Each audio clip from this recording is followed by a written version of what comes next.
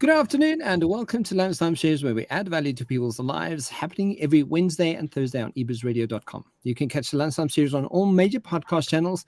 And guys, to help us grow the channel and add more value to people's lives, please follow, like, and share today's conversation. On today's coaching segment, back with us is director and co-owner of the Raintree Business Coaching. That's Leoni Coetzee. Leoni, how are you doing?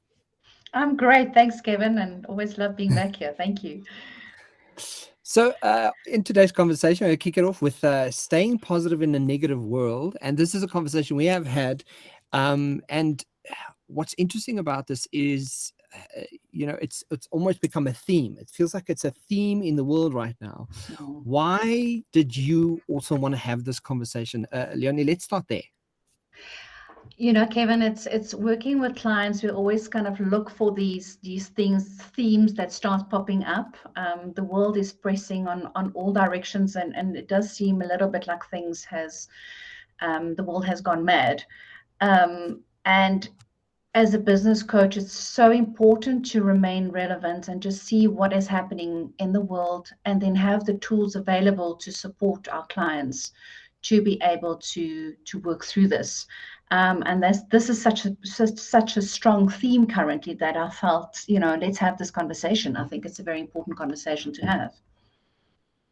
I think also to add, to this, and I think people throw it casually out there into the world that, we know social media does what social media does, right?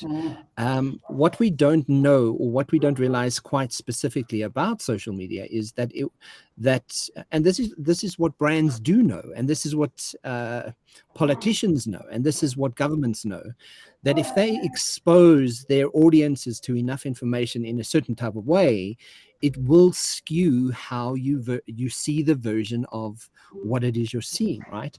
And I mean, that in itself, it really keeps us in this. It either keeps us in this very negative space where we kind of compare and go, okay, well, everything is dark, everything is gloomy.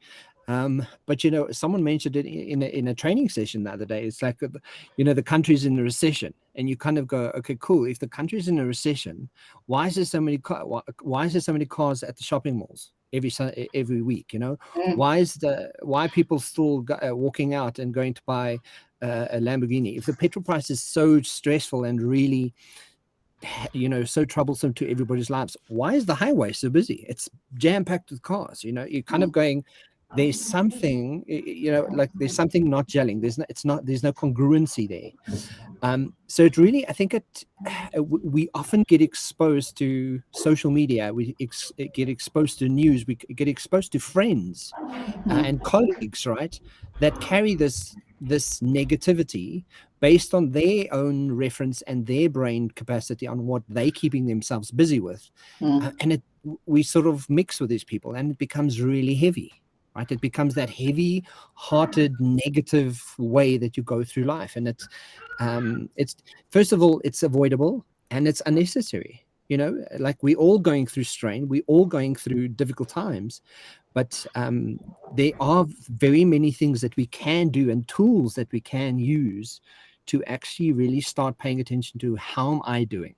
What am I doing about this negative, heaviness that I see in the world, and to step back from it and to step into a positive frame, to step into a positive mindset, right? And Mel Robbins says it so well. She says, we hear about mindset, but what we don't understand about mindset is your problem didn't change.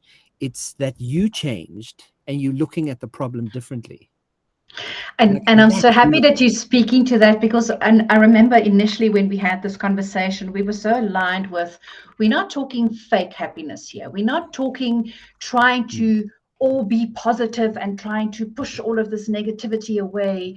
That's not what we're speaking to. We're speaking to authentically looking at a problem and shifting the mindset, and not faking it. There's nothing worse than someone in that moment where you feel like your whole world is falling apart, and they go, "Oh, it's okay, it will be fine." Yeah, I don't know about you, but I would have strangled them in that moment, right? Yeah. But don't worry about it. It's not as bad as you think. It's not so bad. Absolutely. So that's not what we're talking about, right? We're not going to go, oh, Gumbaya, happiness is, and faking it till we're making it. That's not what we're talking about. I mean, and to that point, I want to, fall straight into, and it's not. It's about practical Yes. tools, practical ways, getting things done, and actively being part and parcel of, I'm in charge of my happiness. I'm in charge of what I'm focused on, and Mm, one of the tools that we have here is called the ladder of inference, and mm, from an NLP, from a neurolinguistic perspective, we look at it as the NLP communication model. And what it really does is, guys, and these references, you can go and Google them. Please go and Google them. They're really, really important and really, really great tools. mm, From how the ladder of inference works, is we experience and observe as humans. We experience and observe our reality, right? We delete, distort, generalize information. We filter that information through our beliefs, our values, our memories, decision-making processes, and going through all of that, we selecting data and getting information, from social media, from our partners, from colleagues, from life, right? Our brain has to pick up information somehow. How this does this is through our senses, and then it does all that filtering process. What's really important here is we then, as humans, because we instinctively do this, we give it meaning. And this is, I think, a lot of the times where people really create habit formed processes, but we also get stuck there because we give it meaning based on my values, my beliefs, my decisions, my memory decision making processes. And essentially, what we, even our biases, we fall into that category. And when we hold on to a set of beliefs so strongly, we literally are able to manufacture our own misery, right? And once we've done that, once we've made those assumptions, we draw conclusions from that, right? And because we draw conclusions, we start adopting beliefs and we start taking action based on all of that information. So this is a simple sort of brain process that you're going through on a regular basis. You're picking up the data, you're making a filtering process, you're adding meaning, and that adding meaning is the biggest thing that people really need to wrap their brain around. Am I giving this too much meaning, or what meaning am I giving this, right? To really, really have that recognition.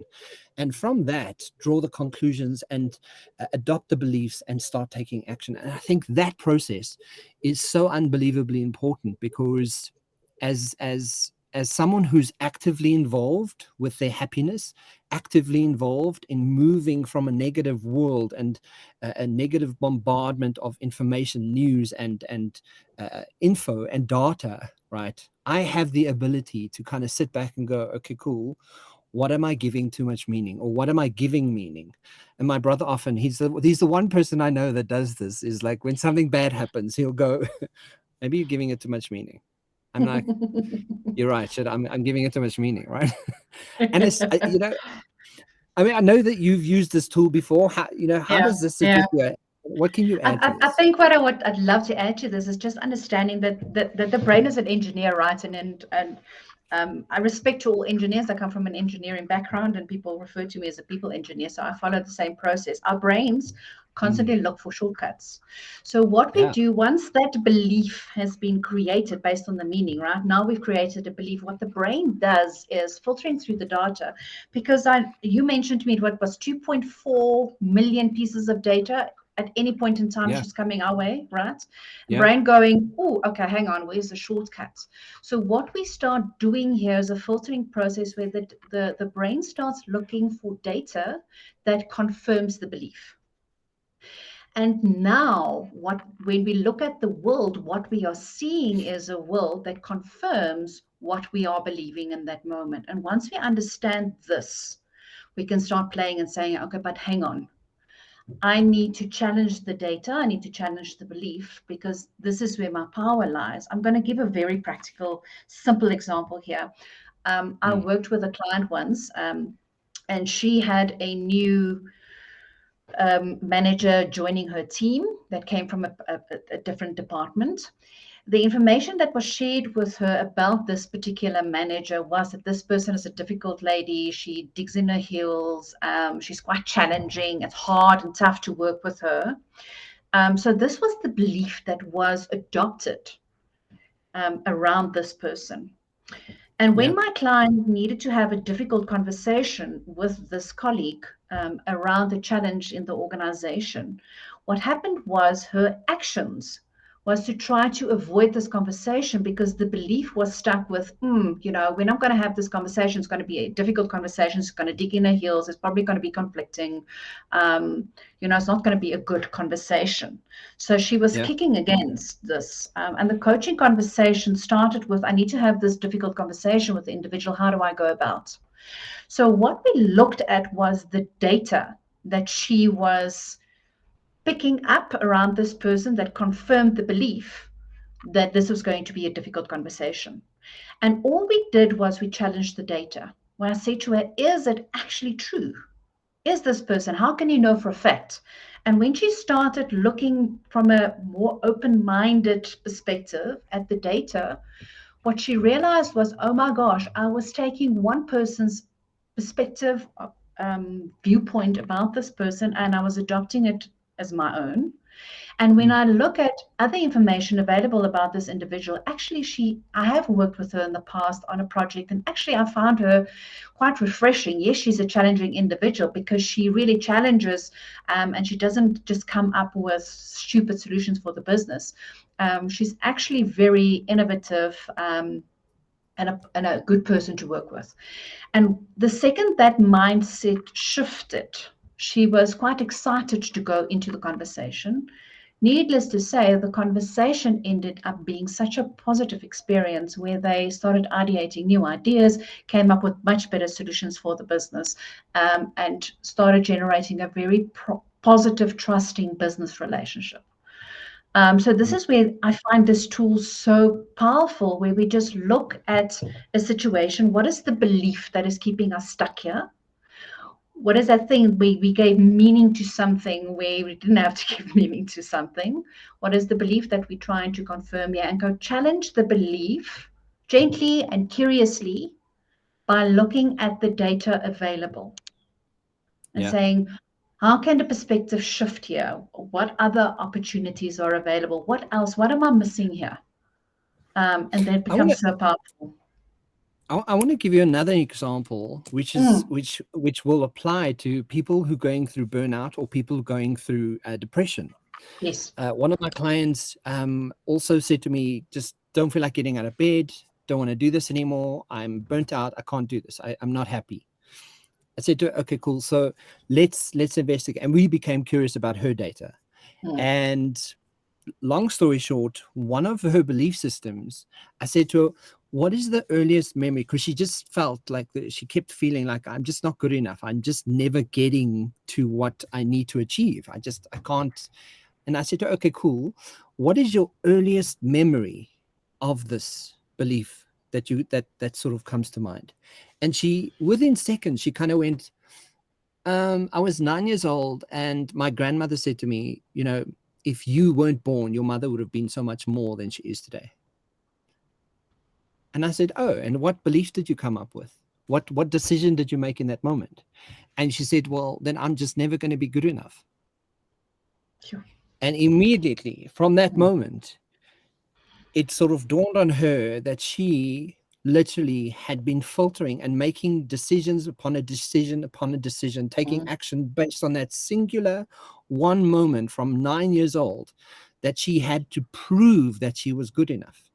So she did, she's studied, she's got degrees, she's a coach, she's all these things, right? She can list them for you, but inside, literally, from that one singular belief, she feels, at the age that she's at right now as an adult, kind of going, I don't feel like I'm winning at life. Yeah. Right.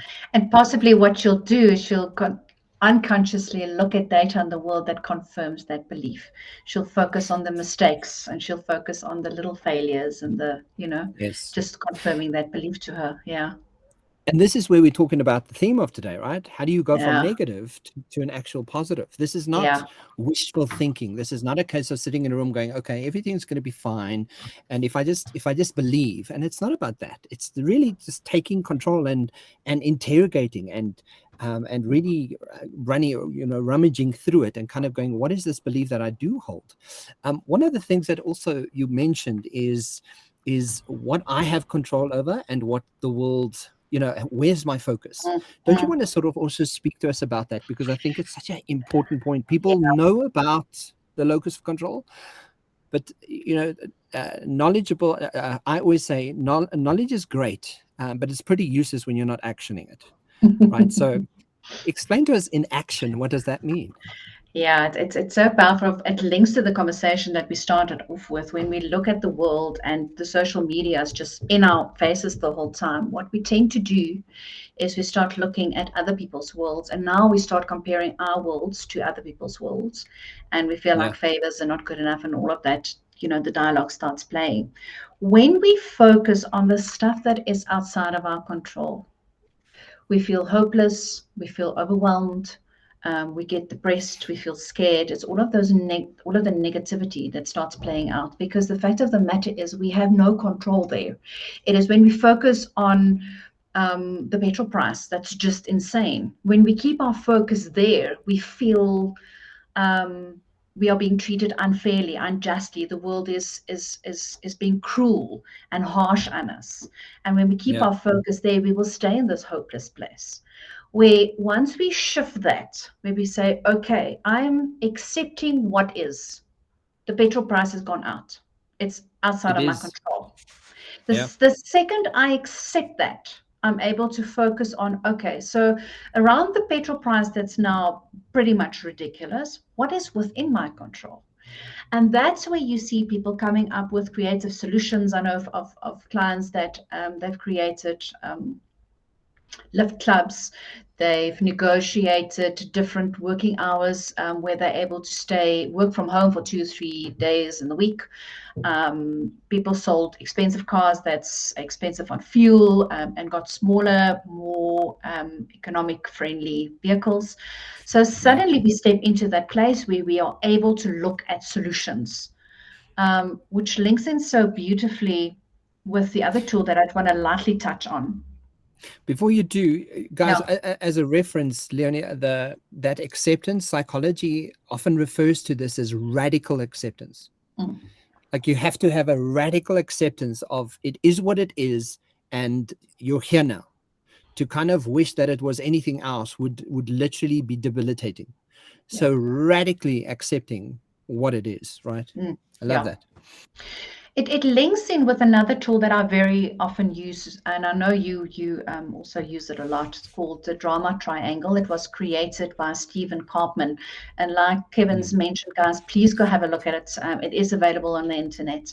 So the drama triangle, created by Stephen Karpman, um, explains to us how we step into, and this is harsh and ugly to hear, but the fact of the matter is we step into victim mode. I am being Mm. done in, the government is being cruel and unfair, or my boss is being too harsh and not understanding, or the organization or my clients. It is someone is persecuting me, something is persecuting me. So for me to stay in victim mode, I need a persecutor. It's that moment where I feel like, oh my gosh, the world is being cruel and harsh and unfair, and that world is either government or the business or someone, my partner, whomever, right, is being harsh and critical on me. So I step into victim. Woe is me. This petrol price is so expensive. Groceries have gone up. Life is being unfair.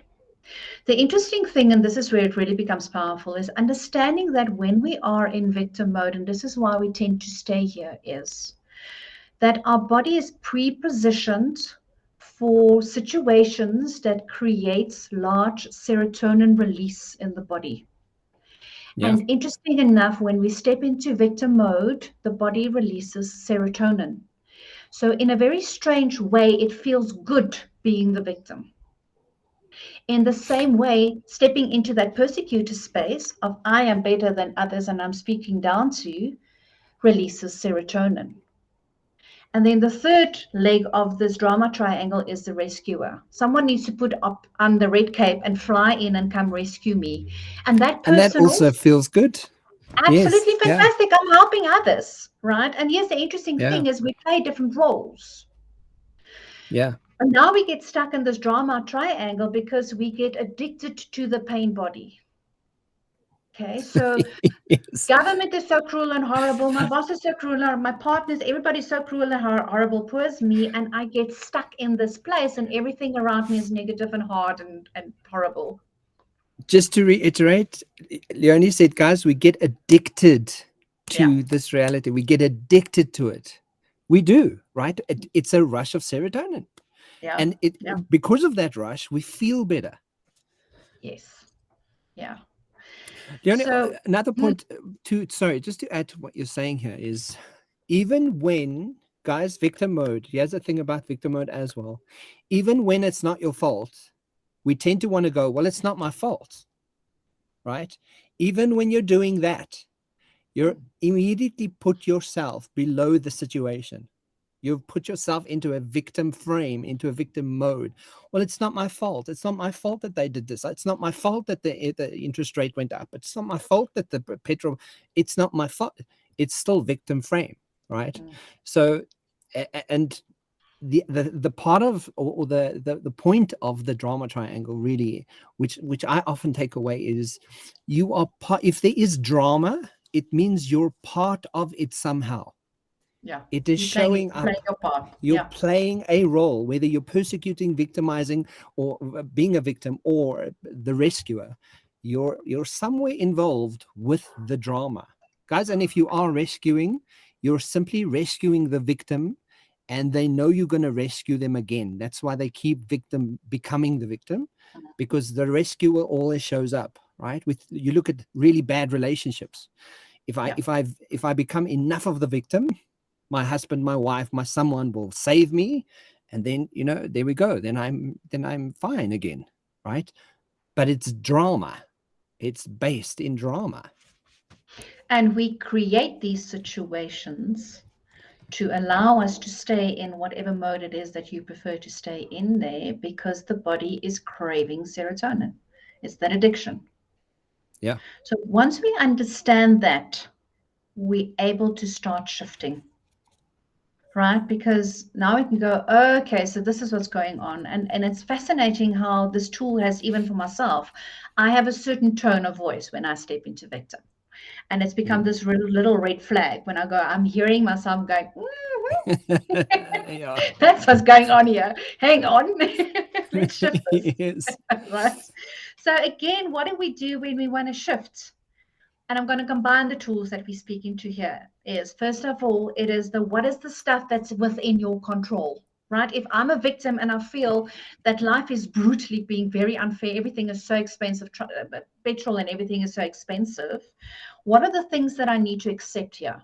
What is the stuff outside of my control that allows me to focus on the stuff that's within my control?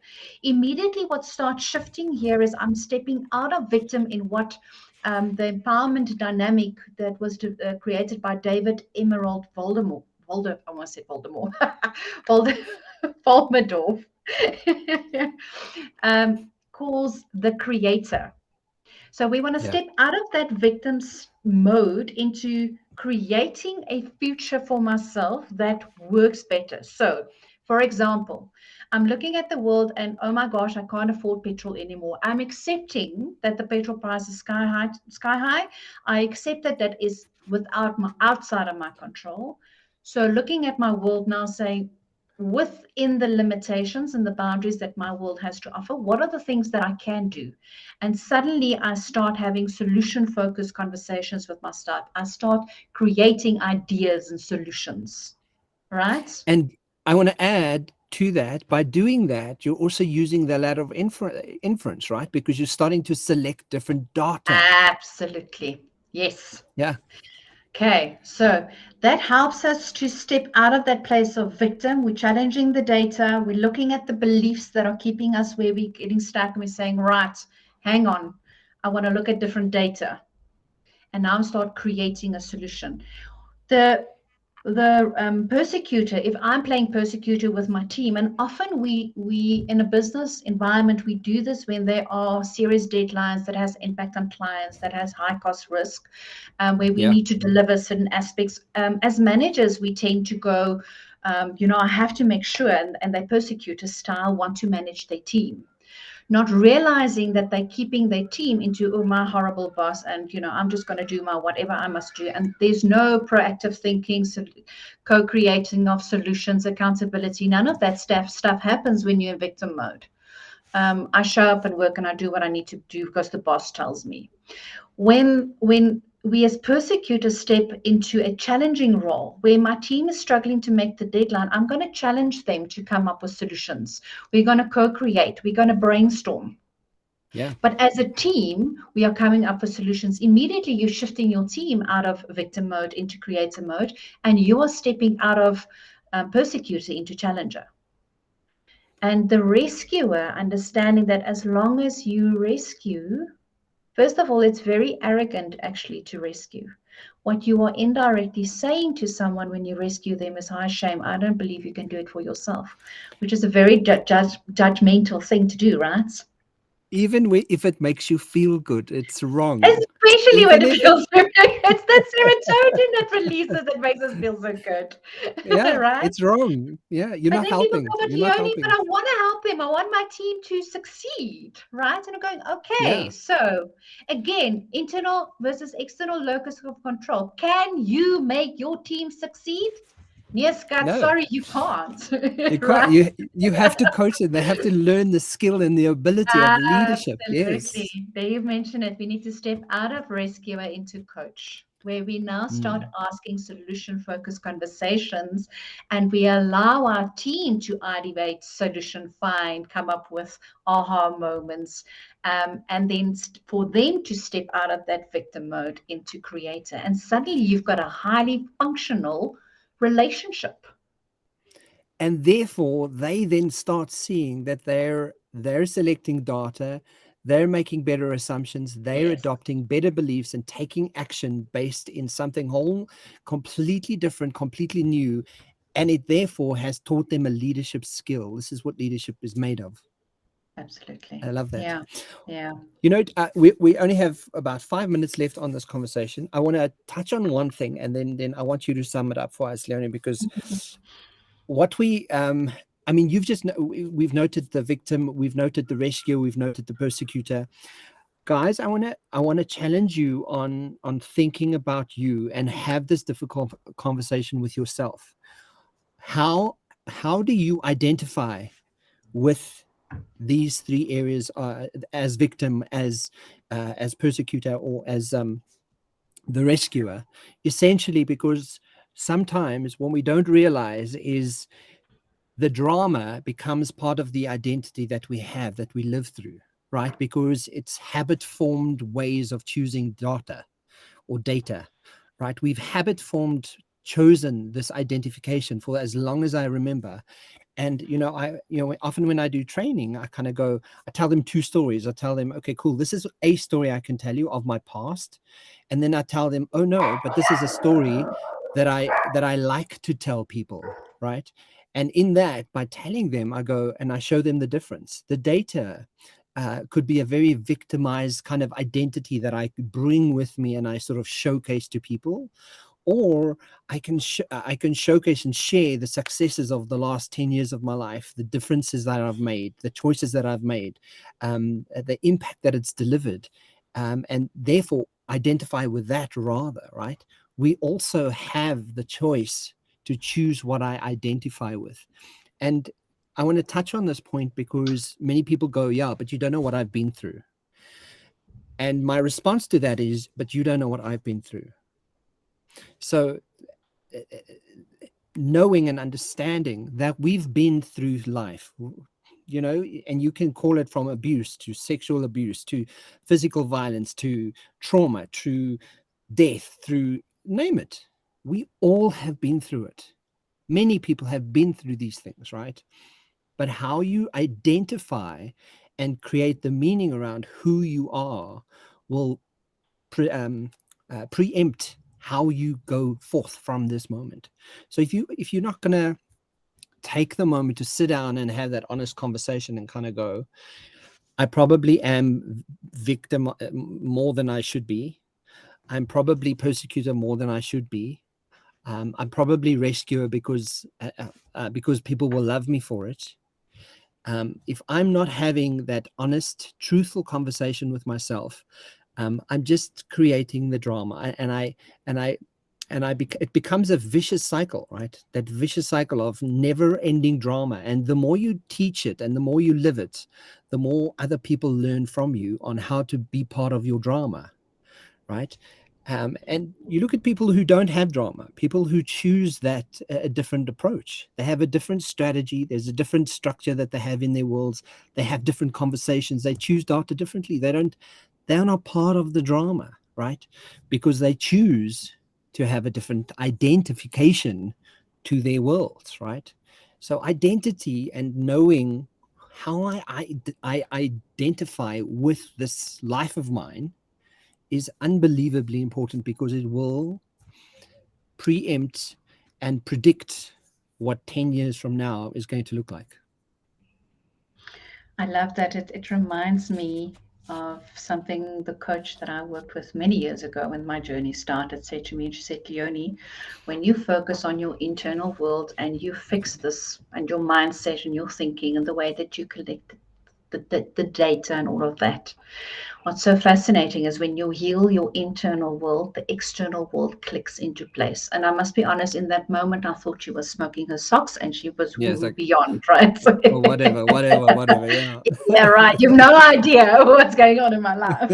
Yes. And it's truly been that. And I think you encapsulate through that identity and how we create this identity really encapsulates what we're saying around living a positive life in a negative world where we choose.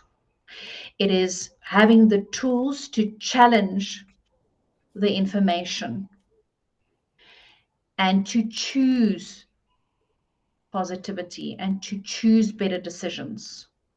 And that puts us into a position of being truly empowered to create the world that we want to live in, right? So, just bringing it all together, it's understanding that we're not talking fake happiness. We very practically looking at coaching tools where we say the ladder of inference really challenges us in saying, look at the data. Is the data just confirming your biased beliefs? And therefore, Yep. the actions that's showing up is just that habitual choosing the same data? Go challenge the data. Look at what is within your control. Focus on your internal world and go challenge the data. Looking at what is that I need to accept that's outside of my control so that I can focus on what I can change, do differently within my control. And then notice, becoming aware, am I stuck in victim? And how can I shift from here?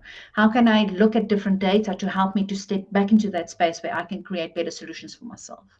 Am I maybe rescuing or am I maybe persecuting? And how do I Yeah. shift that to either being the coach or being the challenger? And that is truly very practical, simple tools that one can apply to look in the world and say, I am choosing to be happy and I'm choosing to be positive in an Yeah. authentic way. Yeah. And I think, it's so important just to lastly reiterate the fake happiness, like you said, right? This is not fake happiness. This is really you as an individual getting involved with, what is my world made up of? Who are the people in my world? Who do I spend time with? What do I Yeah. spend my waking hours with? How do I keep my brain busy? What does my language look like? How do I speak to people? Does every second word that comes out of my mouth negate someone or negate something? you know I always say to people, let me spend an hour with you and I'll tell you exactly who you are, right? I'll just sit and listen. I don't have to say a thing, because people will essentially tell you are. But if you have the want and need to actually go from a negative world and move into a positive frame and actively be involved with your own happiness, these tools are how you do it. It is literally how you do it, step by step. If you go through this video, make notes, write it down, go again, go through it until you find your structure and strategy for your own happiness, because that's what your brain's always seeking. It's seeking the structure and strategy to know how to go to where you're going. We've literally given you a strategy on how to do it. You've just got to fill in the structure, right? So, guys, if you want to find out more about who we are and what we're doing, Leoni Coetzee, and you can find her. Your email is leoni@raintreecoaching.com, right? That's right. Yes, and Kevin at leadershipbydesign.co. And Leoni, thank you so much for chatting. It was a fantastic conversation. I love this.